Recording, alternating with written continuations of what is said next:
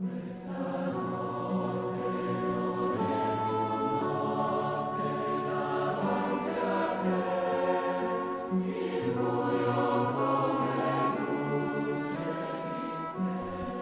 Espírito Santo, enchei os corações dos vossos fiéis e acendei neles o fogo do vosso amor. Enviai o vosso Espírito e tudo será criado e renovareis a face da terra. Oremos. Ó Deus, que instruíste os corações dos vossos fiéis com a luz do Espírito Santo, fazei que apreciemos retamente todas as coisas segundo o mesmo Espírito e gozemos sempre de sua consolação. Por Cristo Senhor nosso. Amém. Estamos reunidos em nome do Pai, do Filho e do Espírito Santo. Sentar um instantinho.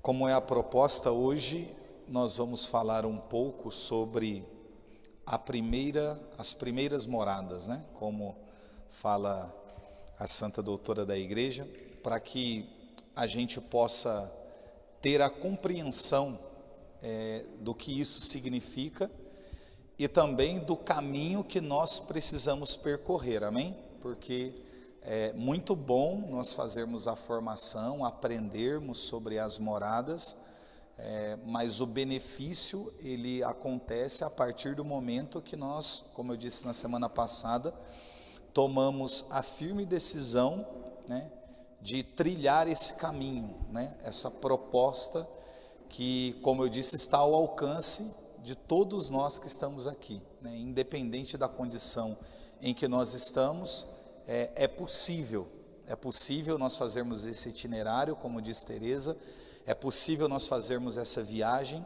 é possível nós darmos os passos para que a gente possa conhecer, se aproximar ainda mais do nosso Deus. Quando Teresa fala a respeito das moradas, e especificamente hoje das primeiras moradas, ela diz que a chave para que a gente possa entrar no castelo é a oração. Não existe outro meio, né? Não existe outra forma. Por isso que eu frisei bastante na outra semana, falando a respeito da vida de oração, dessa busca que nós precisamos ter, porque ela é a chave para que a gente comece, né, a visitar aí as primeiras moradas e a gente possa progredir, né, nesse caminho de perfeição, nesse chamado que Deus tem nos proporcionado nesse tempo. Então, a chave do castelo, nós sabemos, não tem outra, é a nossa vida de oração, a contemplação, a meditação. Agora, quando Teresa fala, né, recapitulando sobre o castelo interior, fala a respeito da condição da nossa alma. Então, nada mais é do que você mergulhar dentro de si mesmo, né? É uma visita que você faz no seu interior. Só que muito mais do que pelo fato de você se conhecer. Existe algo que é muito mais importante até do que isso, que na verdade isso acontece mediante uma outra condição, é você se aproximar de Deus. Porque se ela fala que as moradas, a nossa alma, ela é como um diamante, e o rei, o Senhor, ele está lá no centro, né? Como ela diz, nem em cima, nem do lado, está no centro, no meio. E as moradas são esses lugares a serem visitados em torno, né, dos aposentos reais, do aposento real, né, aonde estão esses lugares a serem visitados. À medida que você vai avançando, que você passa das primeiras moradas para as segundas, terceiras e assim consecutivamente, toda essa escuridão ela vai sendo dissipada e essa luz você vai enxergando, né, com mais nitidez. Essa luz ela te alcança de maneira ainda mais intensa, então você passa a ver nitidamente. Então há uma aproximação, né, nessa trajetória que você faz, uma aproximação do seu Senhor. Então à medida que a gente avança, né? Aquilo que é obscuro, aquilo que está embaçado, né? Vai dando lugar a essa luz. A luz que emana do aposento real, ela irradia por todo esse cristal, mas a nossa condição, não a condição da luz em si, ou a condição do cristal em si, mas a nossa condição.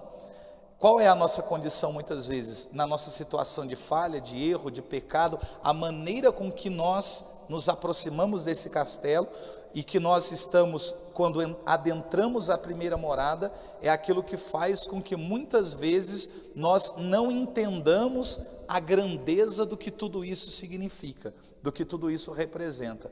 Portanto, exige muito de nós, exige muito de nós. Não é algo, repito, que podemos fazer coletivamente, né? A formação, tudo bem, aqui a gente junta, é formado, a gente estuda, se empenha, mas não é algo que a gente vai fazer de maneira coletiva. Por quê? Porque o poder de decisão que nós temos é diferente. A determinação no meio de todos nós que estamos aqui é diferente. O sim que nós damos, a palavra que nós empregamos, é diferente, né? Por mais que todos digam aqui, não, sim, eu quero, eu vou me esforçar, eu vou fazer, esse é o desejo da minha alma, esse é o meu anseio, por mais que seja unânime esse discurso no nosso meio, nós sabemos que na hora de colocar em prática, nem todo mundo vai manter a decisão ou manter a palavra liberada. Eu queria chegar justamente aqui, para que a gente adentre nas primeiras moradas. Por quê? Porque quando nós ouvimos uma proposta, e a proposta que nos é apresentada, ela nos toca, ela mexe conosco, ela provoca em nós sentimentos bons, mexe com a nossa fé, é algo que nos motiva, que nos impulsiona, nesse exato momento, nós sempre temos a tendência de dar o nosso sim a Deus. E quando damos o nosso sim, quando dizemos eis-me aqui, quando nos apresentamos e às vezes até em um discurso dizemos, olha Senhor, se necessário for, eu entrego a minha vida por aquilo que você está vivendo naquele momento. Quando a gente toma essa posição, libera essa palavra, manifesta esse desejo, não é que no ato, naquele momento em que você manifestou o desejo que você sentiu, por toda aquela atmosfera que você foi envolvido, não é porque foi algo que você fez de maneira impulsiva. Sabemos que existem pessoas impulsivas, mas mesmo para essas pessoas, é sim um anseio, um desejo e uma vontade que muitas vezes nós apresentamos mediante aquilo que nos é, a proposta que nos é feita. Agora, irmãos, manter a decisão, o sim, o eis-me aqui, é justamente aí que está o problema. Porque nem todo mundo tem condição, nem todo mundo consegue, nem todo mundo trava a batalha a ponto de manter aquela decisão, aquele sim, aquela proposta, aquela atitude.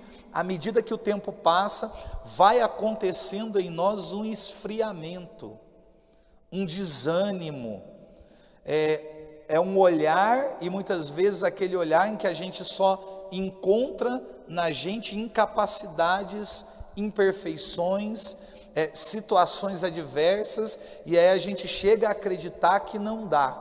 Ah não, mas eu disse, foi no momento, foi no impulso, foi naquela hora, foi naquele dia, ou foi no retiro, ou foi depois da formação, era tudo muito recente, estava tudo muito vivo, mas eu não consegui manter. O nosso grande problema, irmãos, não está em nós nos apresentarmos, em darmos o sim. O problema é manter o sim. O problema é manter o chamado, o problema é manter a vocação, o problema é ser perseverante, insistente, persistente, de travar realmente uma batalha.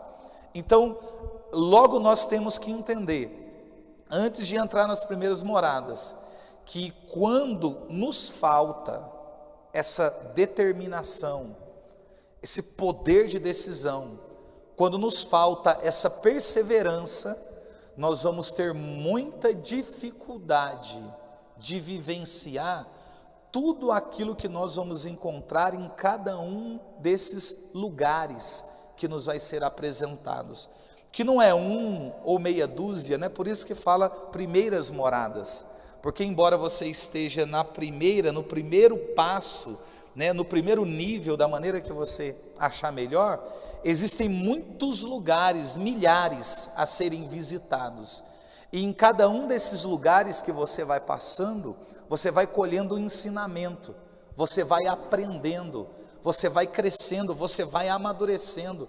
Então é uma disposição que precisamos ter, em que nós temos que ter a coragem de nos permitirmos, você se permitir vivenciar tudo aquilo que te é proposto, por mais que não seja inicialmente nítido, por mais que inicialmente algumas coisas fujam da nossa compreensão, porque isso é natural, fujam da nossa compreensão, por mais que em alguns momentos você não vai ter aquela motivação, aquele ânimo, aquela vontade, mas porque você deu o seu sim, porque você decidiu, você vai ter que se esforçar e permanecer, para que você possa continuar progredindo e evoluindo, porque um dos erros que na atualidade se comete muito, é nós pensarmos na fé, no progresso espiritual, sempre no campo do sentimento. Se eu tenho vontade eu vou, se eu estou animado eu vou, se tudo cooperou bem, se tudo deu certo eu vou, se tudo está funcionando, eis-me aqui, eu me prontifico, né? Por quê? Porque eu estou animado, porque está tudo dando certo, porque eu estou empolgado. Existem pessoas que infelizmente, elas vivem à base de injeção de ânimo. Você tem que ir lá, sentar com a pessoa, ter uma conversa com ela, aí você tem uma conversa, ela sai extremamente motivada da conversa que teve. Você mostrou um caminho, apontou uma direção, fez uma correção, auxiliou em um problema, rezou junto com a pessoa.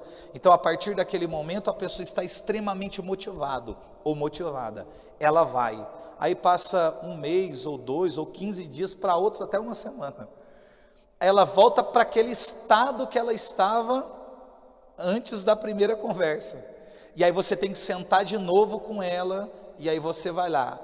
Existem pessoas que são viciadas em injeção, como quem é viciado em medicamento.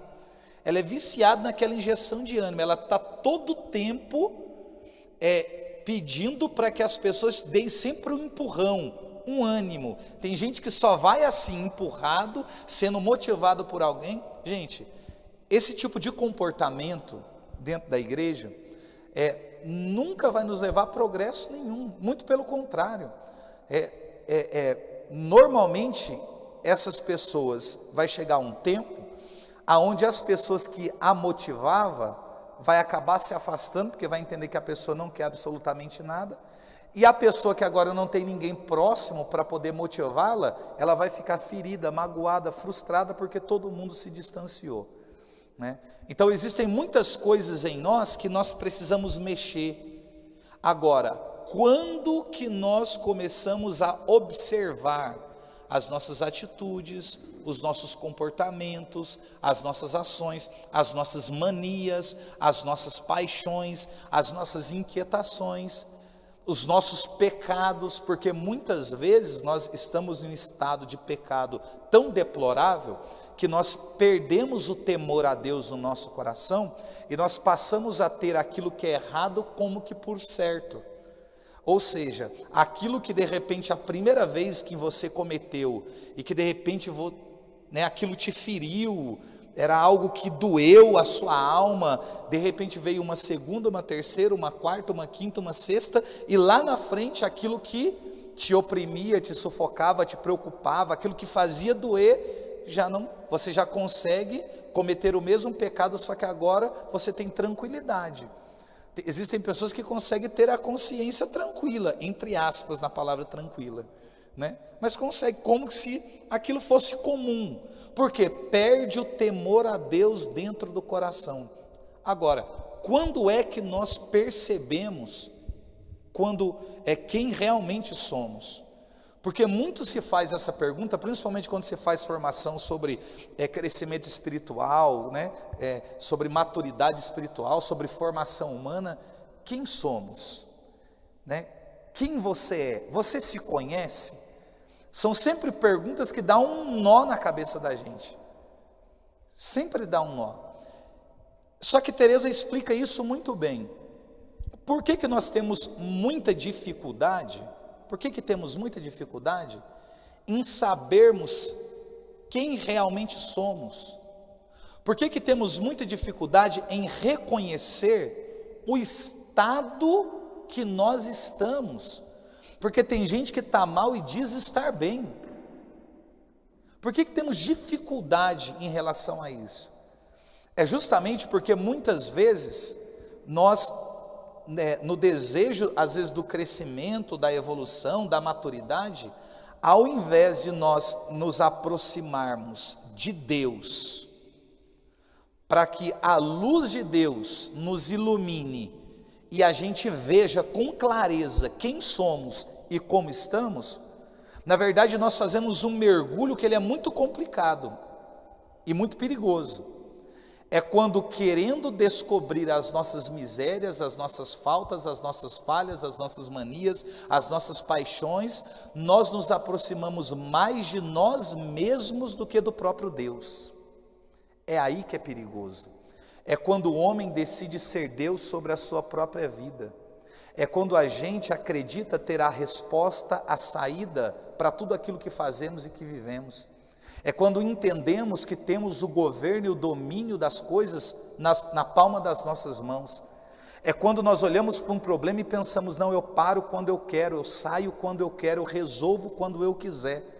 E na verdade nós sabemos que não é assim, é por conta de pensamentos como esse, que a gente vai se enredando no pecado a tal ponto, que quando nós abrirmos os nossos olhos, nós vamos perceber que nós não temos a mínima condição, né, de sair daquela situação, e nem de tão pouco, muitas vezes, de conseguir respirar, né, de maneira em que a gente possa viver ou sobreviver, porque a gente vai se enredando com tudo aquilo. Então não se trata de um mergulho no nosso interior, para que a gente se conheça, saiba quem somos ou o estado em que nós estamos vivendo, a partir de nós mesmos, irmãos. Não é isso. A espiritualidade, aquilo que Teresa nos ensina, não é isso. Porque para ela é assim, quanto mais você conhece a Deus, mais você se conhece. Os padres da igreja usavam uma fala que eles diziam assim: diante de algumas situações, quem pensa erra, mas quem se aproxima de Deus ou quem ora acerta. Eles colocam antes da fala a frase diante de algumas situações, porque existem coisas que são questões suas. Existe coisa que a gente não precisa consultar a Deus para saber se é certo ou se é errado. Existem coisas que o bom senso, que a moral, que a ética, né, que a honestidade, que a gente já tem como parâmetro, como regra, a gente sabe muitas coisas, o que é certo ou o que é errado.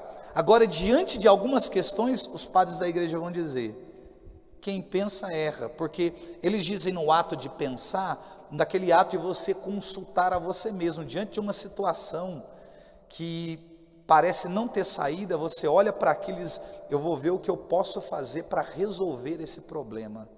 Você olha para a tua vida toda tumultuada, eu vou ver o que eu posso fazer para resolver o problema. Você olha para o casamento acabando, eu vou ver o que eu posso fazer para resolver o problema.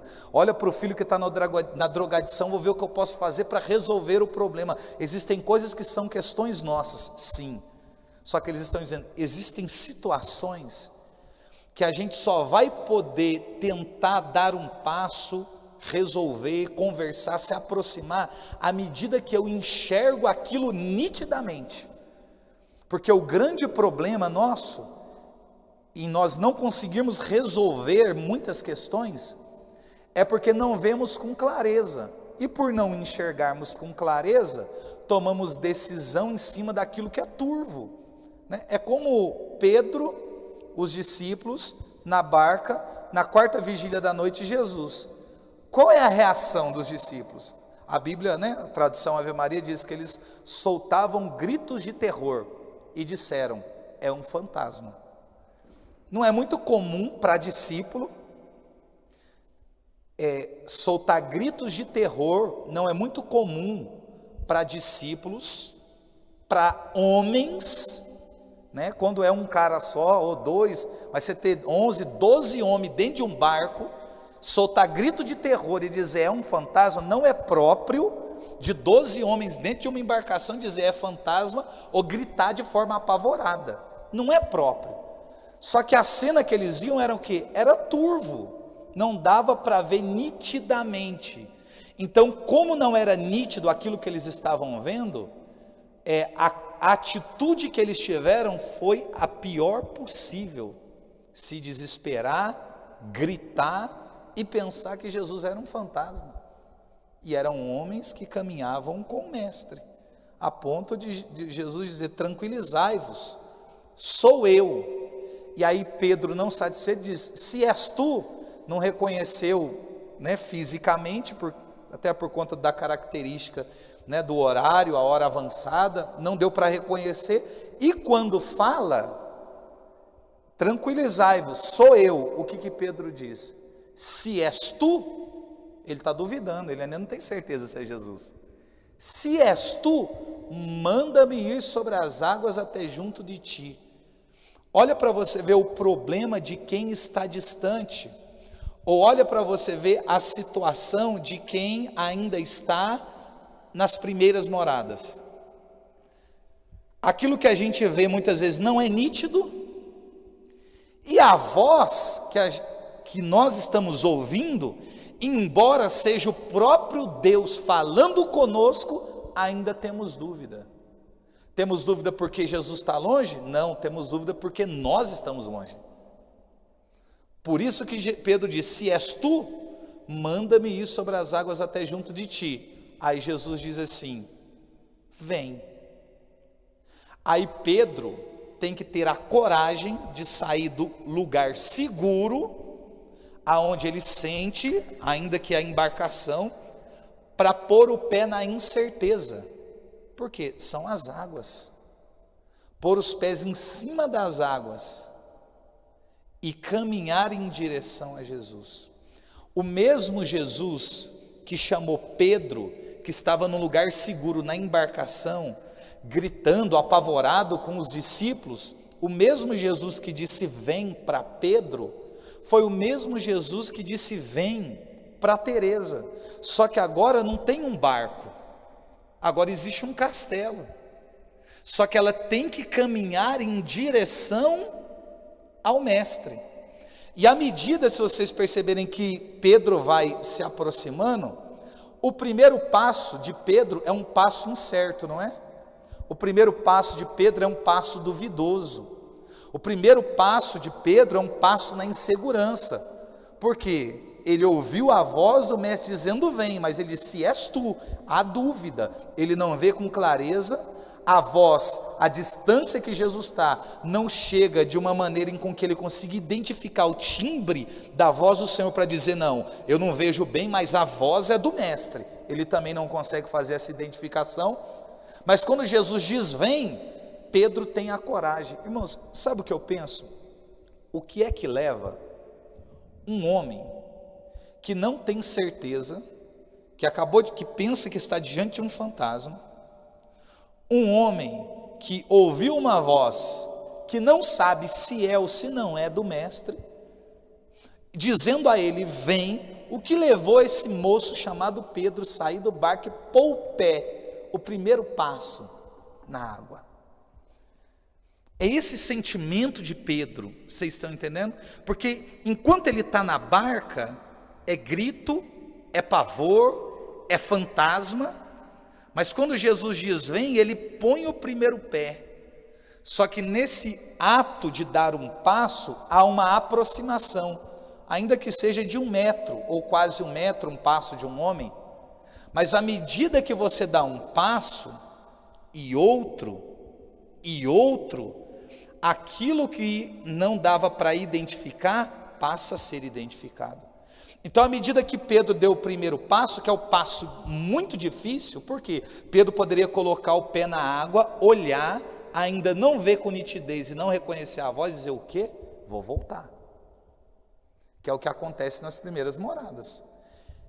Pôs o pé na água, volta para o barco.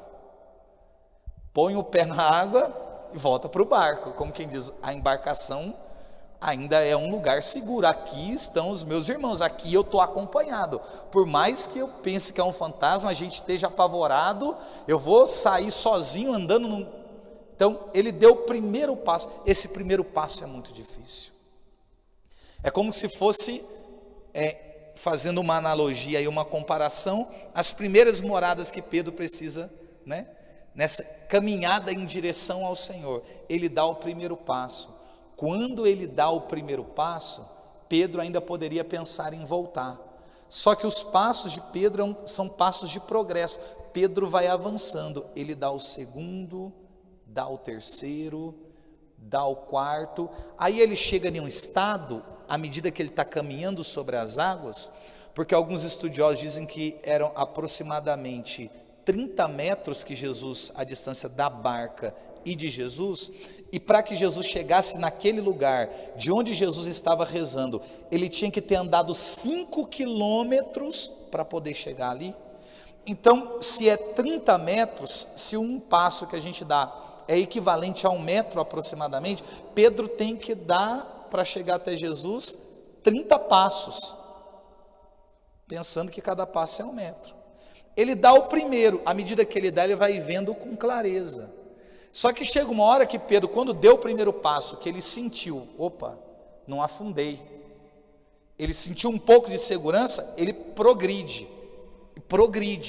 e chega uma hora que Pedro está andando, que ele chega que parece que é uma calmaria, está tranquilo, porque existem moradas que a gente vai falar sobre elas, aonde parece que há um tempo de descanso, de paz, é tipo Pedro já tranquilo, já está depois do terceiro passo, já está andando, caminhando, como quem vai, aí chega uma hora que diz assim, e redobrando a violência do vento.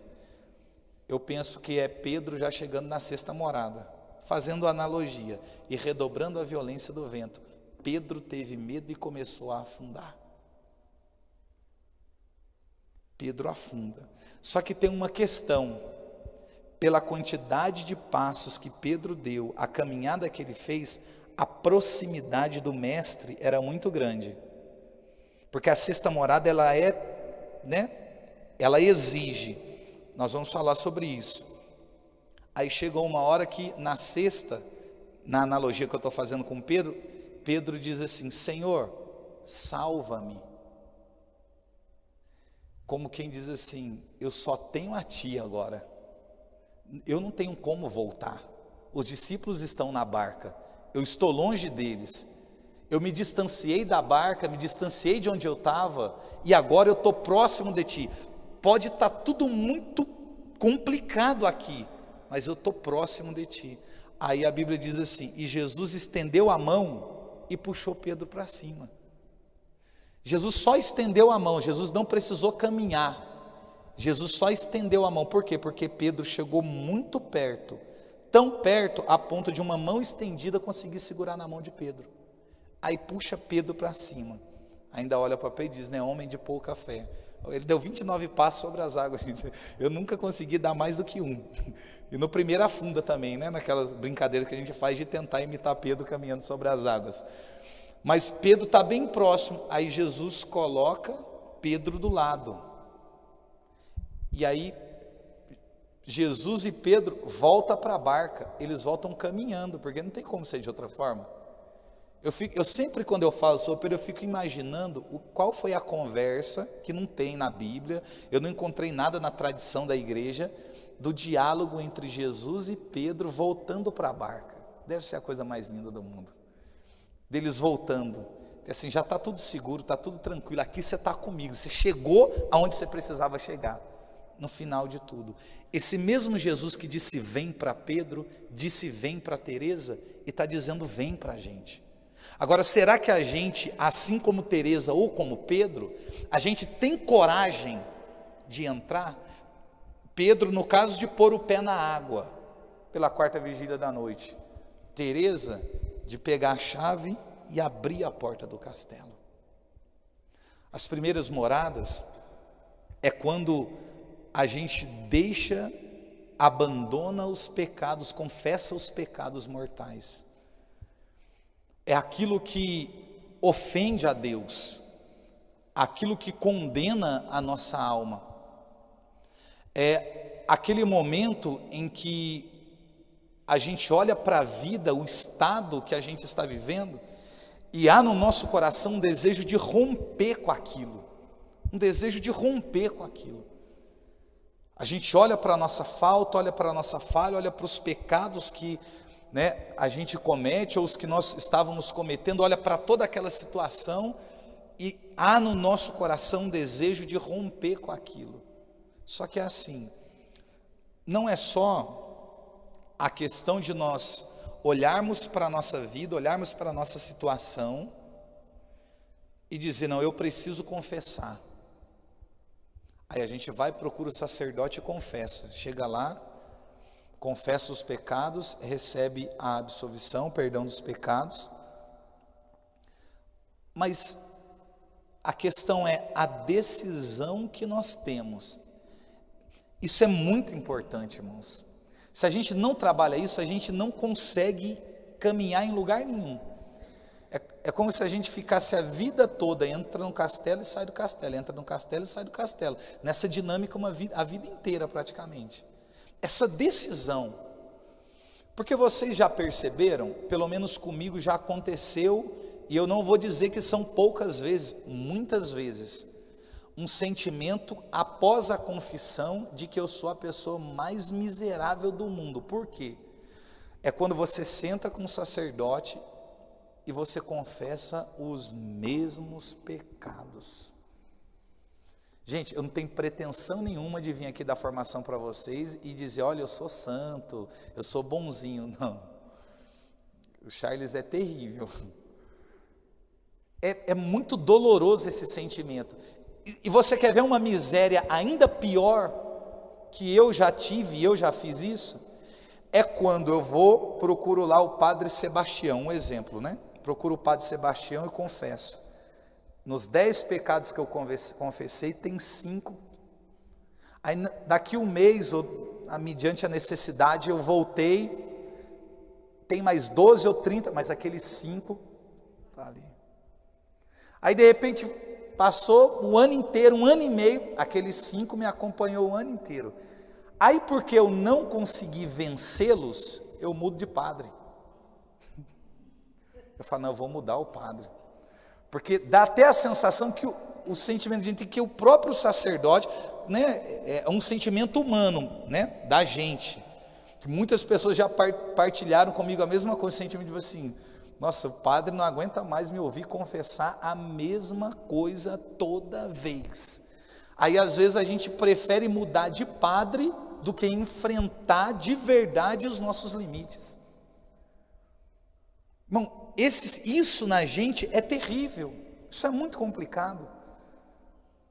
Porque a questão não é mudar de um sacerdote para o outro, não, a questão não é essa, nós sabemos, a graça do sacramento, que não tem como falarmos de moradas sem os sacramentos são a artéria da igreja, não tem como. Agora, eu confesso, agora estou em estado de graça, mas não há uma decisão em romper, em abandonar, em quebrar, a gente vai ficar a vida inteira entrando e saindo, a vida inteira.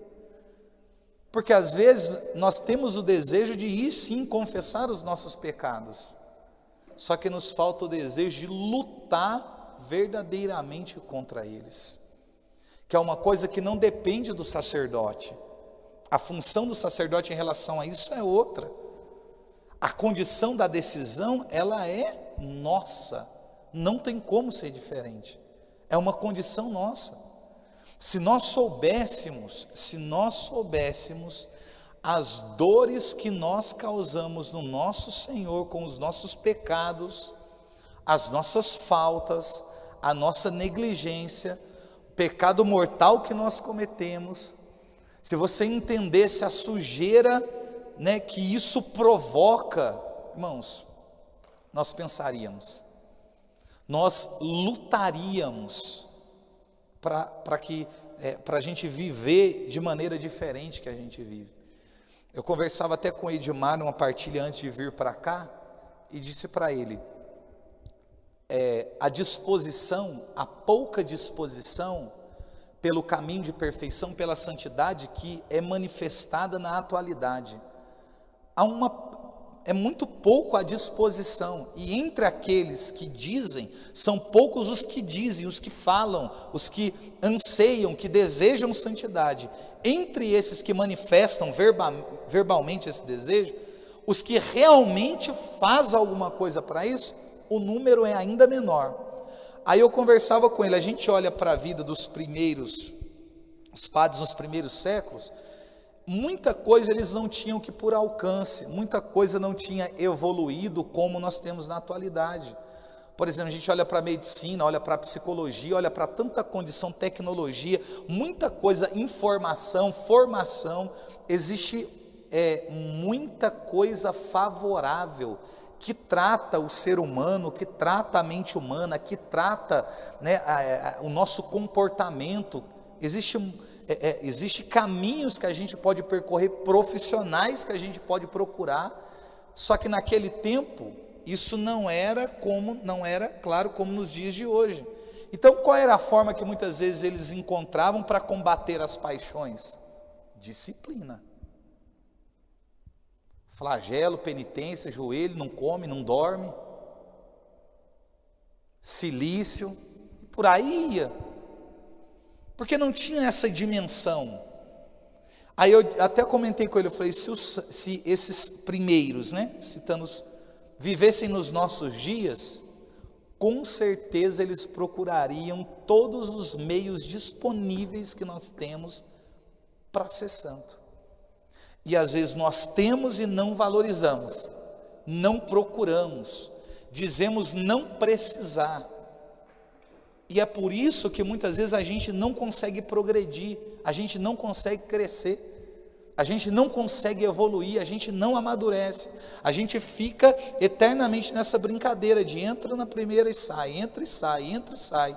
Como quem confessa, entra, daqui a pouco a gente peca, sai, se arrepende, chora, confessa, entra, vai, cai de novo e sai, e fica sempre nessa dinâmica, nessa brincadeira que não leva a lugar nenhum. Chega um momento que a gente precisa olhar para toda essa situação, e é uma questão de decisão. Aqui, no início, nas primeiras moradas, exige muito uma postura nossa. Claro, nós contamos com a graça de Deus sempre, não tem como ser de outro jeito. Só que tem que existir um desejo, uma decisão, uma determinação nossa, que tem que ser muito forte, porque senão vira apenas poesia, fica ilusão, vira uma ilusão para a gente. Como que nós vamos trilhar um caminho de perfeição, sendo que à medida que nós vemos os obstáculos e as exigências que estão sendo apresentadas, ao invés da gente enfrentar, a gente recua? Porque é sempre assim, à medida que você entra no castelo, à medida que você confessou os seus pecados, à medida que você abandonou os pecados mortais, à medida que você está nesse caminho, nesse início de caminho de perfeição, você vai se aproximando da luz. À medida que você se aproxima de Deus, você se enxerga, você se vê. Então é como se a máscara caísse, a venda saísse dos olhos. Então você começa a enxergar suas imperfeições, seu defeito de caráter, as suas faltas, as suas falhas, quem você é, como você está. E tem gente que diante daquilo que vê assusta e volta. Assusta e volta. Fica assustado com aquilo que está vendo. Fica assustado com aquilo que está descobrindo. Tem gente que se assusta e ao invés de enfrentar, ao invés de progredir, a pessoa faz o que? Ela desanima e se entrega. Então ela sai e volta para a mesma situação que ela estava antes. Isso é muito doloroso. Irmãos, isso é muito doloroso. Eu vivi como todo mundo tem uma história e traz uma história, cada um na sua forma, mas eu vivi uma vida em um estado deplorável. Em um estado deplorável. E eu sei, eu ainda conservo vivo e muito atual, o sentimento, tudo que eu vivi naquele dia em que eu entendo que foi o meu primeiro encontro com o Senhor, meu primeiro contato, assim, de uma maneira que eu dissesse, nossa, agora eu sei quem é Deus, ou pelo menos eu senti algo que vem da parte de Deus. Eu sei o estado, porque por conta da situação de estrago que a minha alma estava, do distanciamento que eu estava de Deus. Porque imagina você em contato com o Senhor, né, mesmo que em um momento de oração, no formato que seja, mas você entra dentro de um ambiente, você se sentindo sujo, tendo tirado a vida de gente, tendo sido preso, tendo usado droga, tendo feito tudo que não prestava. Quando a pessoa me dizia assim, olha, entrega a sua vida para Jesus, sabe qual era o meu pensamento? Deus nunca vai aceitar uma pessoa como eu. Eu não conseguia pensar, nossa, que bom. Não, eu não tinha esse pensamento. Por quê? Eu não sei se já aconteceu com você, quando você passa por alguma situação e parece que a sua vida ela passa meio que em questão de segundo na mente, assim, diante dos olhos, parece que passa uma história rapidamente. Foi o que aconteceu comigo naquele dia, só que eu só via tragédia. Quais as tragédias? As que eu estava envolvido, da minha história de vida. Tudo que não prestava, toda tragédia. É como se naquele momento eu tivesse tido a consciência da gravidade das coisas que eu tinha feito. Porque eu já estava em um estado de pecado tão grande, em que eu fazia as coisas de maneira muito simples, muito comum.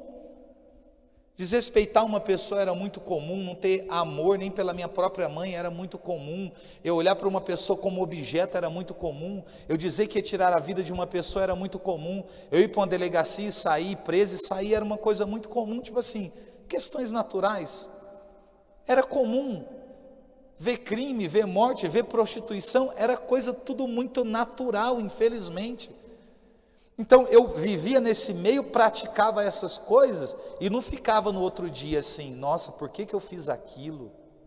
Nossa, não devia, não tinha esse sentimento de arrependimento, de nada, era tudo muito tranquilo. Quando eu entro naquele ambiente, que eu ouço uma proposta diferente de tudo que eu tinha visto na minha vida, qual foi o meu sentimento? Eu vi tudo aquilo passar e começou a doer. Qual dor é essa? Do arrependimento.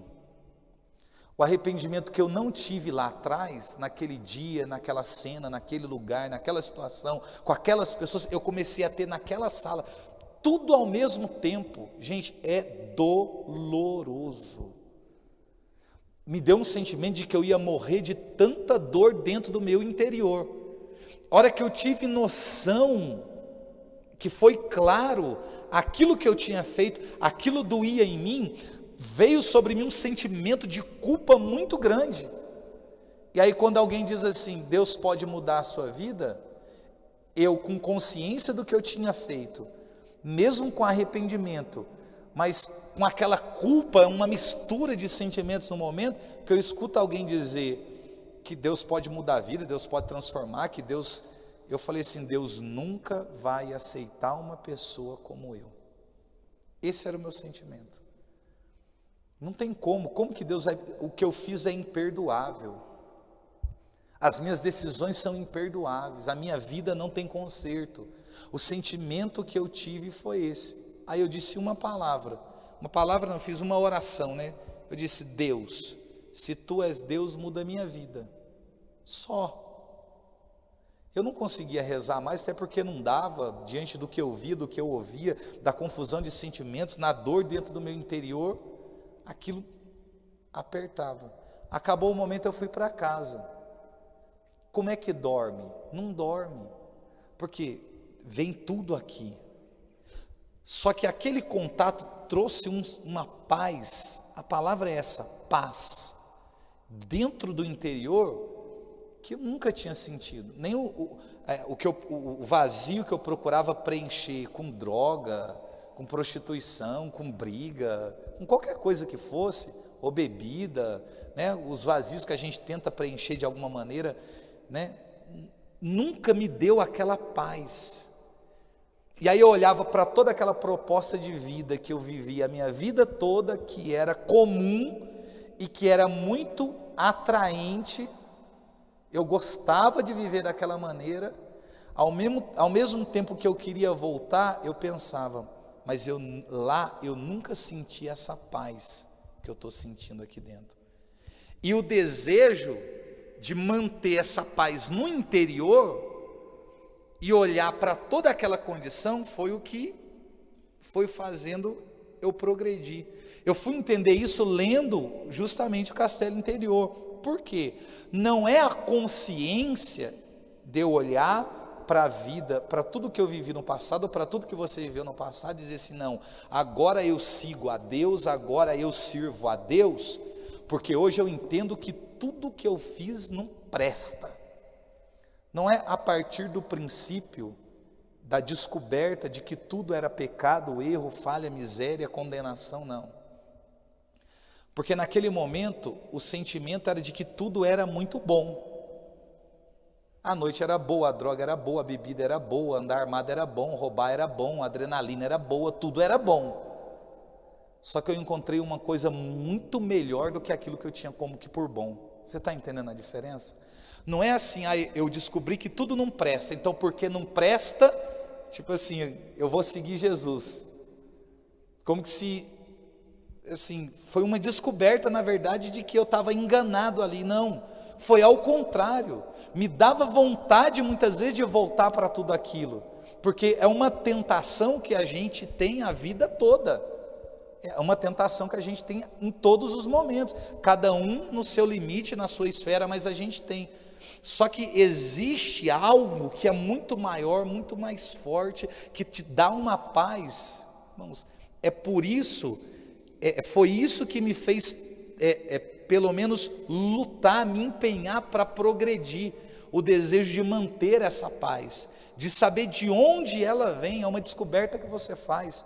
Bom, hoje eu tenho um sentimento, eu tenho uma paz no meu coração, nossa, minha mente está tranquila, eu estou com o coração em paz. Chega uma hora que não é suficiente, você quer descobrir de onde vem essa paz, de onde emana essa paz, de onde vem esse brilho, essa luz, que me fez ver quem eu realmente sou, que tirou a venda dos meus olhos, as minhas máscaras, que me desarmou. De onde vem? E à medida que você vai dando passos e se aproximando, aquilo vai te dominando, vai te envolvendo.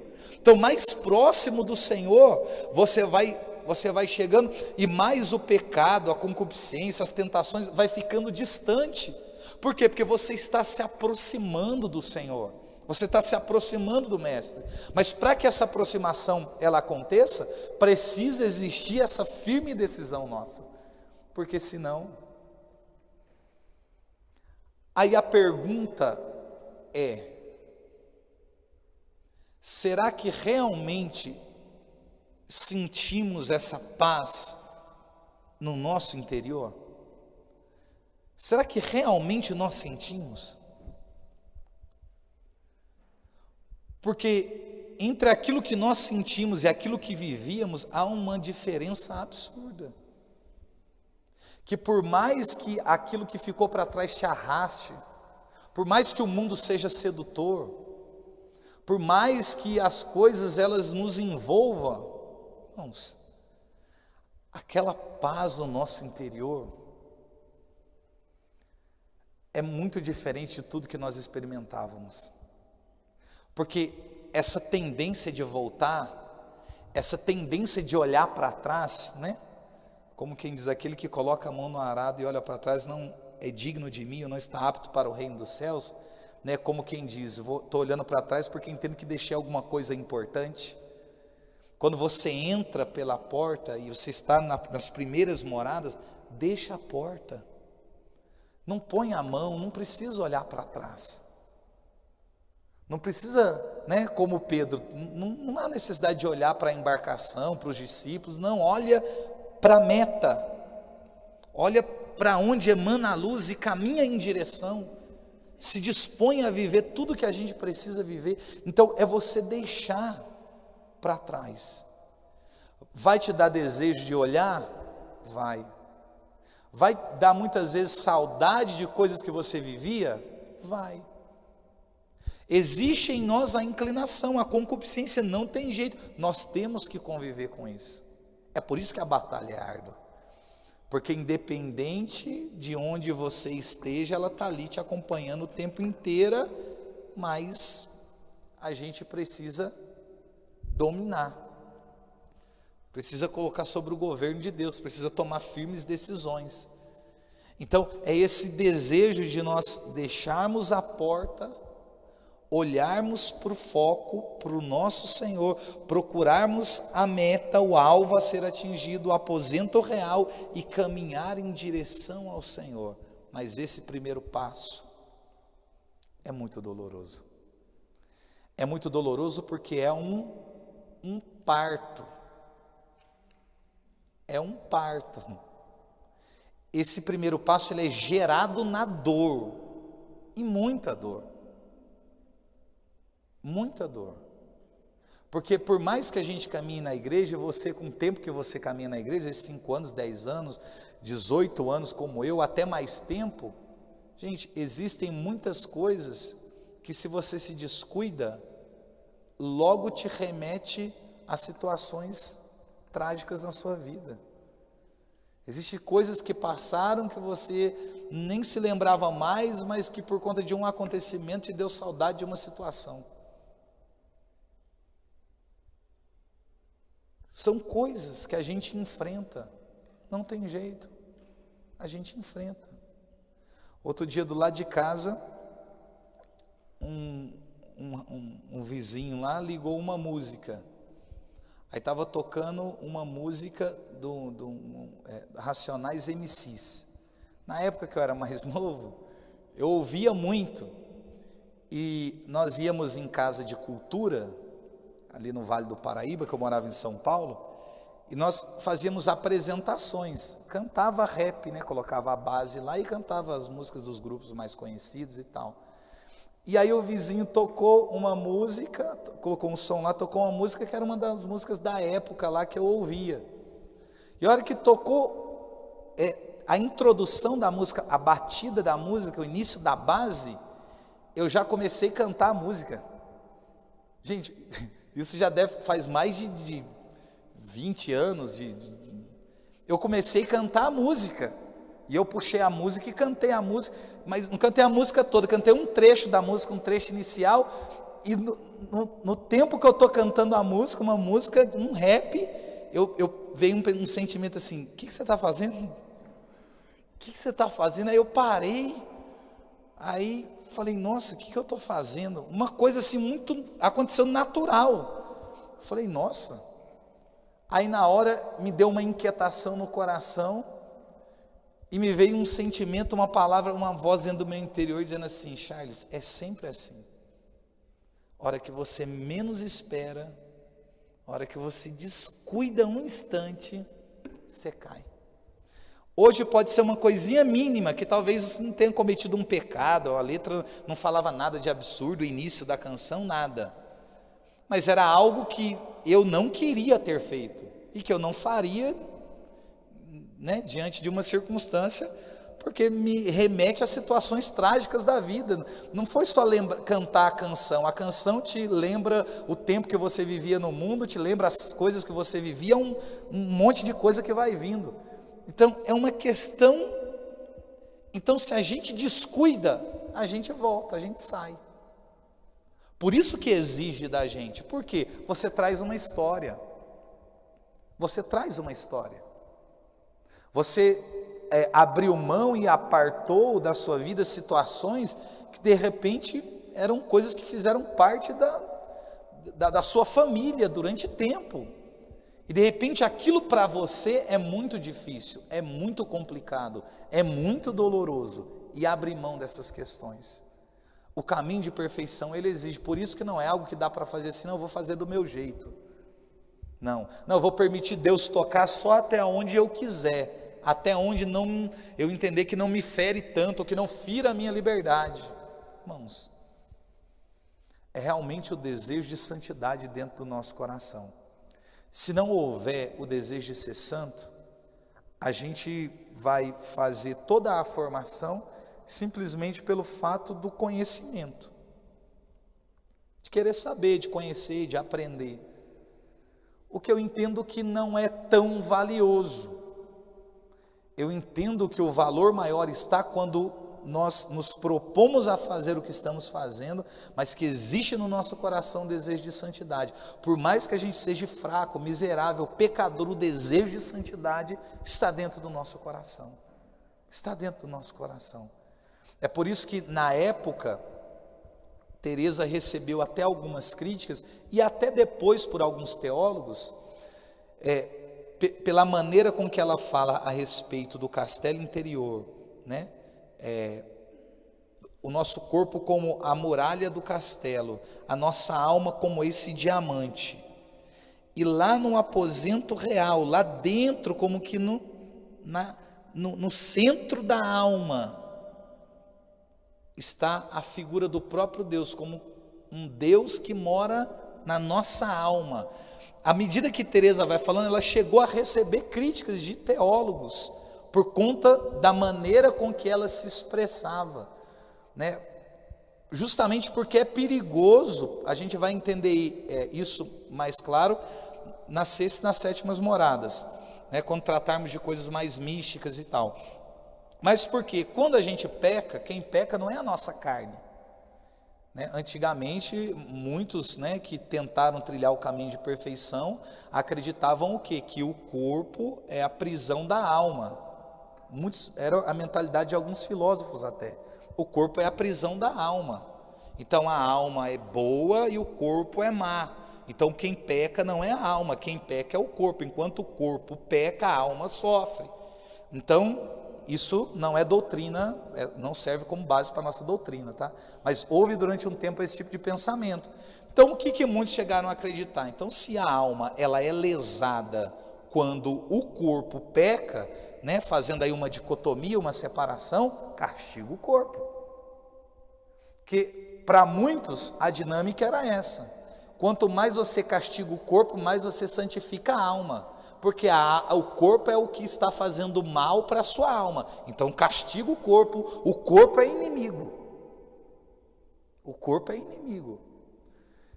É até curioso, a título de informação, por exemplo, quando Francisco de Assis morreu, alguns que escreveram sobre a vida de Francisco diz que quando Francisco morreu ali ao lado da Porciúncula, daquela igrejinha que o Senhor pediu para ele construir, né, o Senhor disse: reconstrói a minha igreja, né? A visão que ele teve do Senhor falando com ele lá diante da cruz de São Damião, e ele pensou que era para construir uma igreja mesmo, e construiu lá, né, a Porciúncula, que significa pequena porção. Ele morreu ali do lado da Porciúncula, e antes de dar os últimos suspiros ali, diz que apareceu um anjo para Francisco e disse para Francisco: Francisco, Francisco. E quando chama assim duas vezes é tipo uma atenção, né? Pedro, Pedro, Francisco, Francisco. Se você tivesse cuidado mais da sua saúde, você poderia ter ajudado mais pessoas. Gente, nós estamos falando de Francisco de Assis. Francisco de Assis, estando para morrer, recebeu uma repreensão do anjo. Se você tivesse cuidado da sua saúde, você poderia ter feito ainda mais do que você fez. Santo, um imitador de Jesus Cristo, grande homem, sem dúvida, mas só para vocês verem, né, que os acontecimentos em torno da vida dos santos, a mentalidade de cada um. Não que Francisco tivesse essa mentalidade de castigo do corpo, não é isso, porque senão a igreja não teria dito, né, como diz que ele é santo e é santo, não teria feito isso. Mas só que Francisco foi um homem muito penitente, muito penitente. muito penitente. Ah, isso pode-se dizer que de repente ele tenha feito algum exagero ou outro? Pode ser que sim. Pode ser que tenha feito algum exagero ou outro, porque, gente, é um ser humano, nós estamos falando de super-herói. Não é um outro Deus encarnado, não, é um ser humano, que está sempre, tem as suas, no desejo de agradar a Deus, de fazer a vontade de Deus. Muitas vezes a gente fica em débito, e muitas vezes a gente se excede.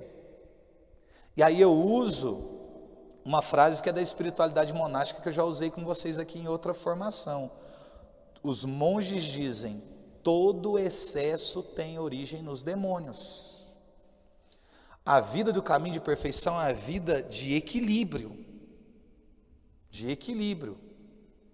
Então, essa condição é entendida diferente lá na frente. Então, muita gente vão penitenciar o corpo, vão usar silício, vão fazer flagelo. Não que a gente não possa adotar, né, não possamos fazer penitência na atualidade, né? A igreja não diz que a gente não pode fazer.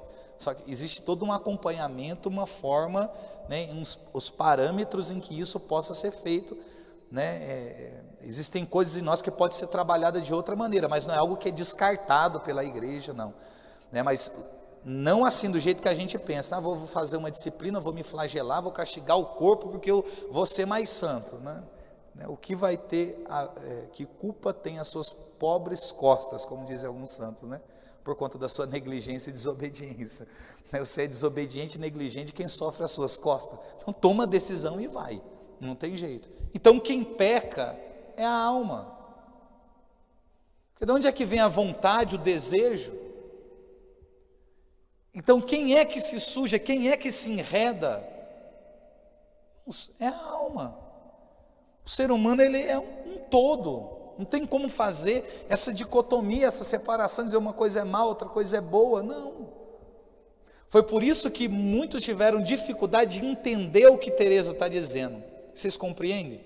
Porque se a alma peca, como que Deus habita na alma? Como se Deus habitasse em um ambiente que fosse pecaminoso. Só que a nossa doutrina explica isso muito bem a partir do batismo. A partir do momento que você é batizado, você é templo do Espírito Santo. O Espírito de Deus habita em nós.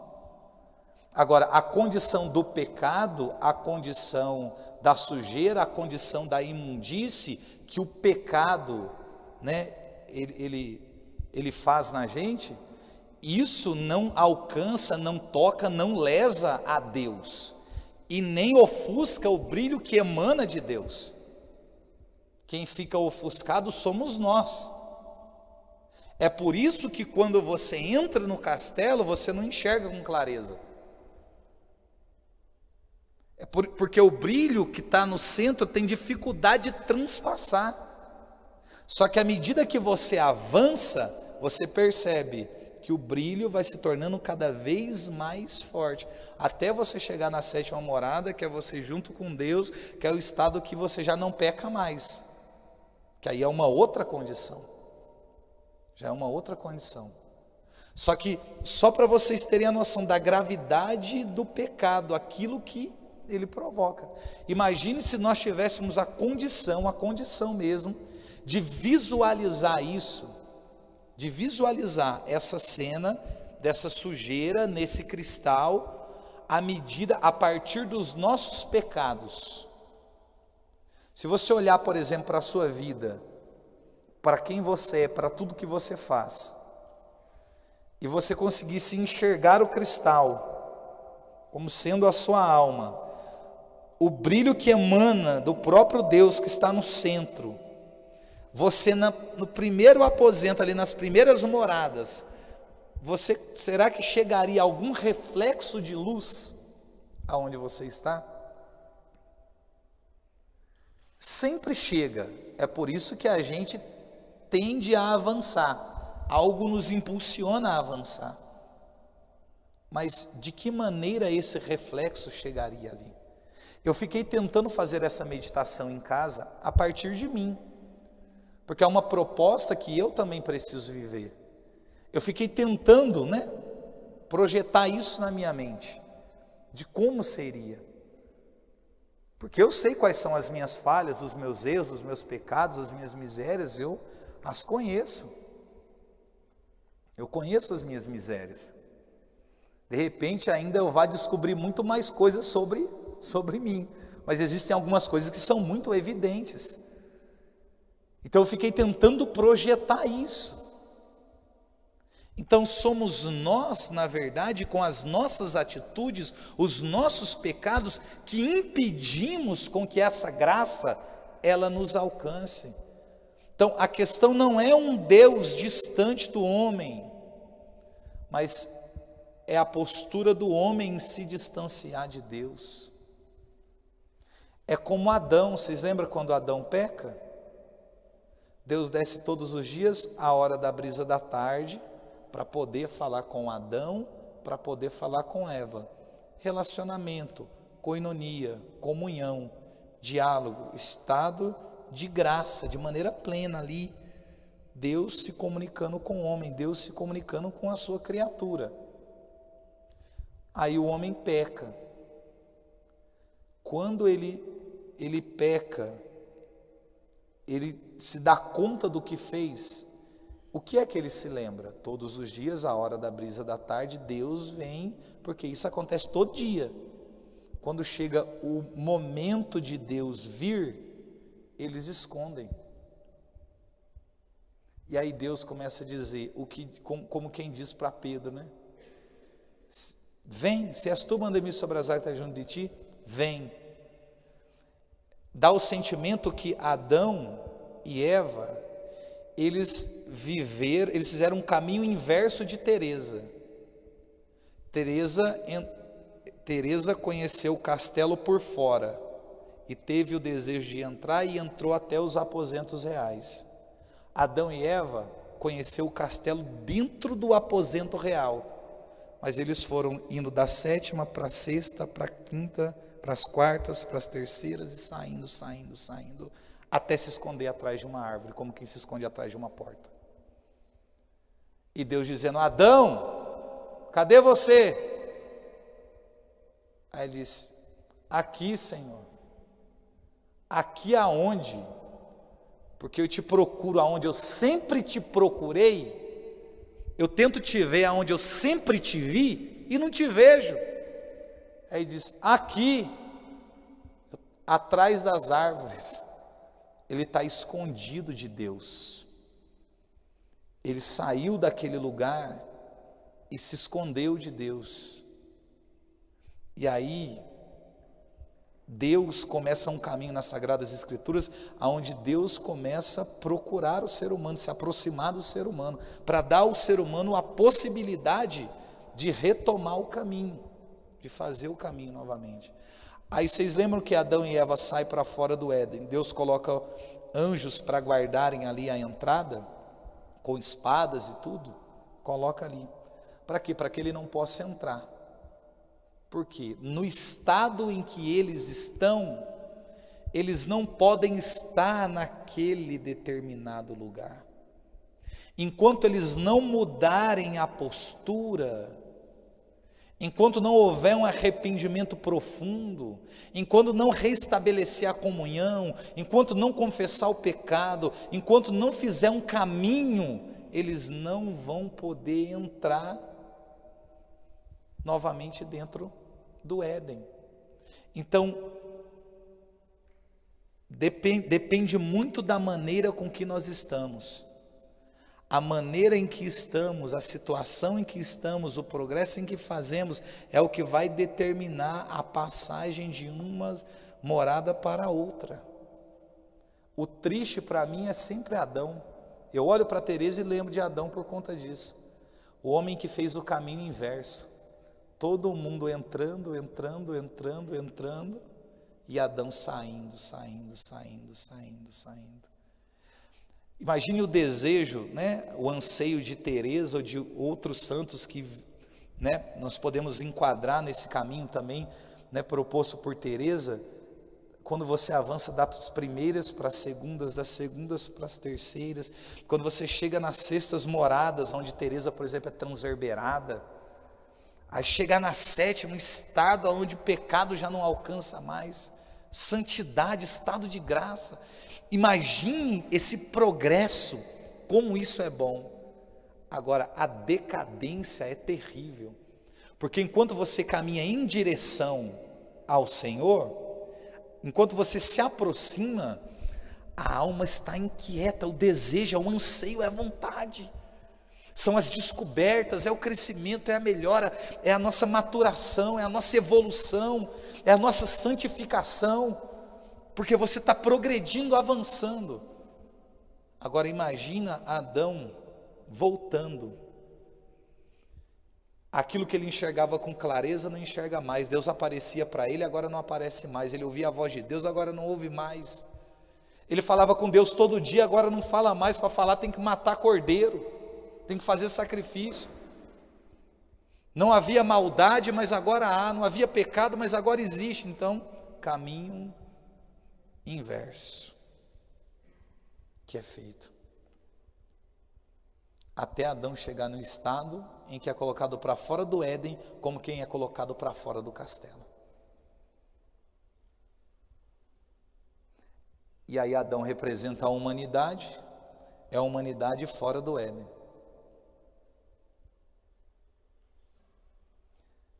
É por isso que quando o Senhor, né, nos levar, nós seremos como que colocados novamente dentro do Éden.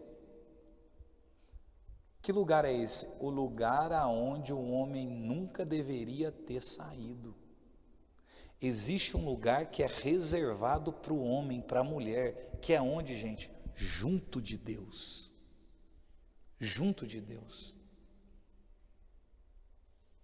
Junto do Senhor. Mas são os nossos pecados, as nossas faltas e as nossas misérias que nos colocam distante do Senhor. E à medida que eu vou rompendo com todas essas coisas, eu vou me aproximando de Deus. Que o nosso Senhor trabalhe no nosso coração essa firme decisão de trilharmos o caminho de perfeição, assim como fez Teresa de Ávila.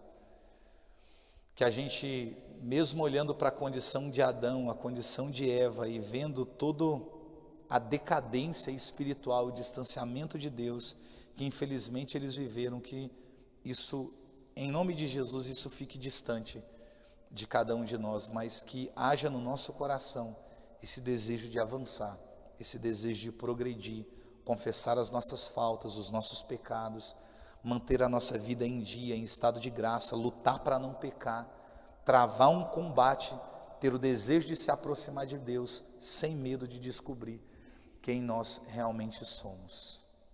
Amém?